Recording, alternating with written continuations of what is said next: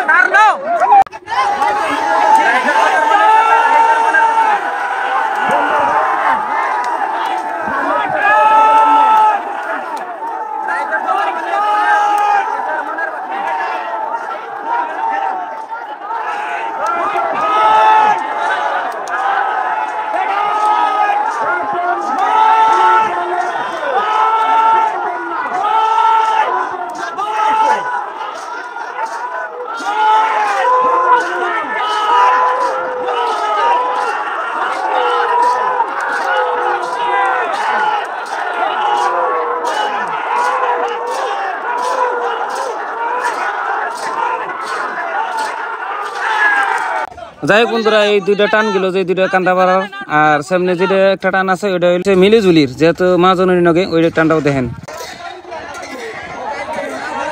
নাও খেলা করে যায়, নাও দেখো, নাও কেমন উড় বাচ্ছে, এই যে রুবুলো কইতাছে, এই যা উড় বাচ্ছে।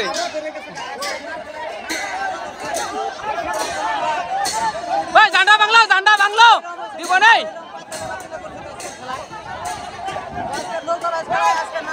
রাইজের আশায়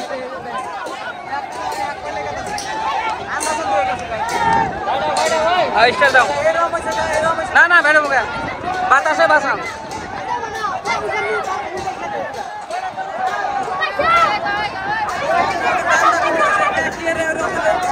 বাতাসে বাতাসে বাতাসে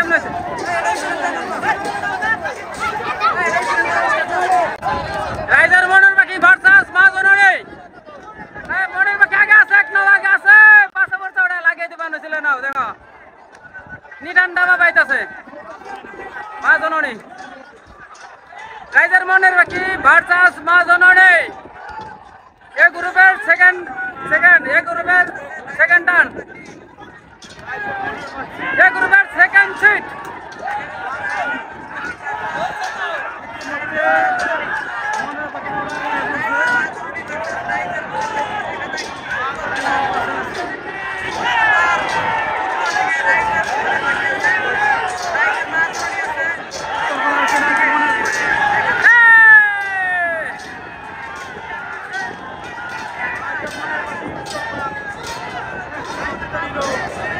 এক নাও দিলা গেছে, এক নাও।